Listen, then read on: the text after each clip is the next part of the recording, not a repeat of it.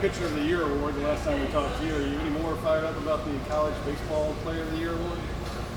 Not a ton.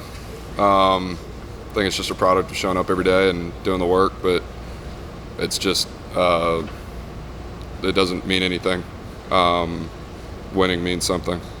The strides that you've taken in the last 2 to 3 years, that means a lot, though. I mean, do you ever reflect on kind of the trajectory that you've been on? Yeah, all the time. And I think it's a product of obviously showing up every day and doing stuff right, but the people that I've surrounded myself with, a lot of people that aren't going to get recognition the same way I will. So the biggest thing for me when I think about that is just the people that I've been able to surround myself with the last couple of years and how much of a blessing that is. Do you think about the small decisions you made along the way, like not catching, I mean, I'm sure there's a lot more, but who you work with, when you work with them, those kinds of things? Yeah, absolutely. Everything matters. I've found that more and more over my college career. Every single thing matters, and it's funny because you work hard, but you can work hard at the wrong things too. And if you don't have the right people around you, then they might steer you in the wrong direction. And again, I've been lucky to be around the right people, surround myself with the right players that are going to push me, the right coaches that are going to direct me, the right way. And like I said, that's been the biggest blessing for me. I know you've learned something for every outing. What did you learn from your last one? Yeah. So the last one, obviously hot, sleeping in a hotel bed. It was the 6-day week, the week before, and then not coming home, I think, had a lot to do with it. But didn't have great command over my slider, and it's tough to pitch against a team like Arkansas when you don't have that. But so that's been the focus this past week. Just it always just comes down to executing. That was their second time facing me, and they did a really good job executing their plan. I didn't do a very good job executing my plan, and that's just how it's going to go sometimes. So just got to grind through games like that, and learned a little bit about my body and what I had to do this week and moving forward to put myself in a position to go out there and feel my best and perform my best. From my understanding, your roommates with Thatcher hurt. Did the two transfer pitchers was that kind of on purpose, and how has your relationship kind of grown this season with Thatcher? So it was, I think, partly by design and partly just by happenstance that we roomed together, and it's been awesome to room with him. It's been awesome to room with my other roommates as well. We just push each other.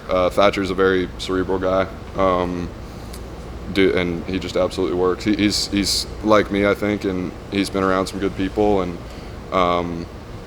he came here to be around Wes and Coach Johnson and all that. But we were talking about it yesterday. We were driving and kind of reflecting on this past year, and so we do that a lot. It really seems like last week and even in the Georgia series was a good turning point for the staff as a whole. Can you just kind of assess how you think the guys have responded, the last couple of weeks heading into the postseason? Yeah, our staff has done a really good job the last couple of weeks. I don't know we're 3-3 the last 6 games, but our staff has done a really good job, I would say, as a whole. And as long as we keep us in games there, the offense is going to show up. So that's the focus heading into the postseason. Obviously, it's easier to pitch at home, so we're looking forward to that. I know that you broke Thatcher's glove and then loaned him your own. Can you tell us your side of that story, kind of what went on down there? Yeah, I don't use that glove anymore, and he needed a new glove, and so I kind of offered it up, but didn't know he was going to use it in game, and he's using it. What is he like as a player in the locker room? I've heard he's kind of a funny guy. Just who is Thatcher? He's definitely a funny guy. He's intense, great teammate. Truly just cares about winning. Great dude to have in the locker room. And his work ethic makes other people better. He's not as much of a vocal guy, I would say, as kind of like me or Dugas or Belly, but he's a guy, I would say, kind of like Dylan. Little different personality, but when it comes to the work that he does, everybody sees it, and that's what makes people better. You guys ever team up against the catchers, giving pointers? Yeah, no, not really. He did catch. Yeah, we talk about that sometimes, but we don't ever really coach up the catchers that much. How do you keep your mind off the draft coming up? I just don't think about it. I don't know if there's anything more there. I just don't think about it. Because you can't control it? Why do you not think about it?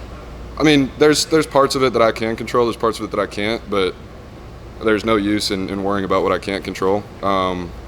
Everybody knows the draft order. I have no idea what each club is thinking, and it doesn't matter. I just have to go out there and compete and put us in a position to win, and it'll all take care of itself. It's not, the draft is this summer, but there's a lot more after that too. So that's more so what I'm thinking about. As the games get more important, is it equally important to kind of keep it as loose as you can around the team? I think it might be a greater point of emphasis. But it's not. I think we need to approach this as every other game, because I mean the energy in the stadium is going to be different. The energy in the locker room it can't not be different. And so we need to. I guess we do need to kind of think about that a little bit more. But we also can't let the game get bigger than our plan, and we can't let the game affect how we execute. You talk about being at home. You feel like that's important? 100%, absolutely. You're going to feel like you have a good working knowledge of how to pitch Dylan when you meet him down the road. Yeah, I mean, it's going to require a lot of mixing. Probably all 5 pitches. It's going to require a lot of what? Mixing. Oh. What kind of example do you think Hayden Trubisky kind of set the rest of the team? Kind of just patient, not well, then he's ready to go, produce. Yeah, it's something you guys don't see, but he's a great clubhouse guy, and we've seen that the whole time. He's known the whole time who he is as a player, and we have too. Didn't complain, he didn't bring anybody down with him when he wasn't playing. I mean, he didn't bring himself down when he wasn't playing, but he knew that if he kept doing what he could control, that everything was going to take care of itself, and it has. He's been huge for us, and he'll continue to be huge for us. If you think back to like the beginning of the year, what kind of made your transition to LSU like easier? Like what was it like transitioning to a whole new world?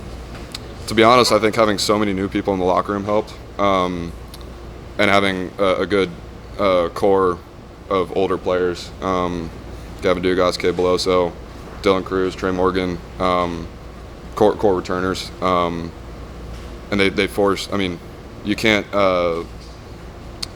They forced you to be a part of the team. And when I came in, Coach told me, don't wait to lead, and that was one of the things that I knew that I was going to do, given my background coming here. And I think part of leadership is kind of building some relationships with everybody, so it takes some time, but once that happened, we had a good core of leaders, and at some point it didn't really matter where you came from or how old you are. I mean, Gavin Guidry's a leader in the clubhouse, and he's 18 years old. Like at this point, it doesn't matter where you came from, how old you are, anything like that. It just matters that we win. Alex Milazzo called you a 6'8" child. We don't see that side of you. Why is that? Probably because I'm out there competing. I don't know. There's probably a different side of me when I'm pitching, but you can probably see it between innings if you look hard enough. But when I'm off the field, it's different. So you and Trey seem to have a unique relationship as well, going at each other. Yeah, I mean all of us, everyone. Yeah, he came at me today. I went back at him. You haven't talked about the draft that much, obviously, but how have you sort of handled all the extra attention you've gotten since you've come here, and combined with your performance, and just sort of for lack of a better word, like the hype train around your performances this year? How have you sort of handled that extra attention? I don't really look at it. Don't really pay attention to it because it doesn't really matter. What's it like being postseason here in the stadium? I've heard it's absolutely electric. I went to Texas last year, and that was a cool place, and we went to Texas this fall, or early in this. Gosh, it's so long ago. Early in the spring, and that game was packed. But I know Alex Box is a different animal. What's the Air Force's best pitchers in the transfer portal? You'll do any recruiting? I'm not going to. I'm talking to him. I want what's best for him. But he's seen what you do. Yeah, I think. Yeah, I don't know. I think he needs to make the right decision for him. He needs to give it time. It took me probably a month and a half, 2 months to make my decision. I knew I was leaving, but I don't know exactly where he's at. He's a stud all around, and I truly just want what's best for him. So I don't know. What's it like to be Dylan Cruz's teammate on a day-to-day basis and observe the way he kind of carries himself as a pro and then deals with the inevitable slump here and there?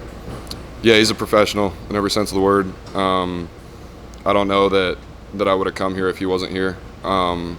Just being able to play with him and be around him every day, you can't not get better when you're facing a guy like that in the fall. And then when you have a guy who's working like that on the other side of the ball, makes you want to work harder because you don't want to let him down.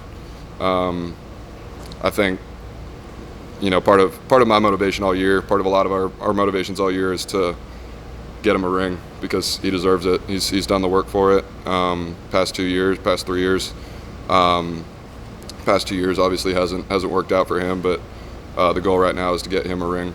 What is it about this swing that impresses you? He produces a lot of force and he gets the barrel of the ball a lot.